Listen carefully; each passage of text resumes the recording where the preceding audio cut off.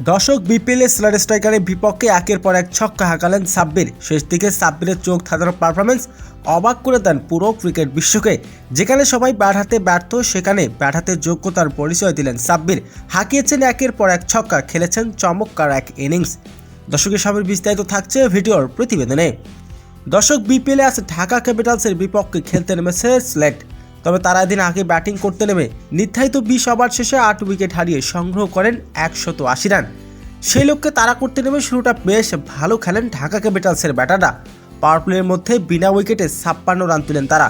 এরপরই ঘটে বিপত্তি, একের পর এক উইকেট হারাতে থাকে ঢাকা ক্যাপিটালস। 15 ওভারের মধ্যে 115 রান তুলেন ঢাকা ক্যাপিটালস। তবে তখন জয়ের জন্য প্রয়োজন ছিল 29 বলে 65 রান। আর সেই সময় ক্রিজে আসেন সাব্বির রহমান। ব্যাট হাতে নেমে 4 ছক্কার ঝড় তুলেন সাব্বির। তবে যেখানে সাব্বির শুরু করেন 4 ছক্কার ঝড়, সেখানেই ব্যাট হাতে ব্যর্থতার পরিচয় দেন মিথুনরা। সাইফুদ্দিন তাসকিনরা দিতে পারেননি সাব্বিরের সঙ্গ।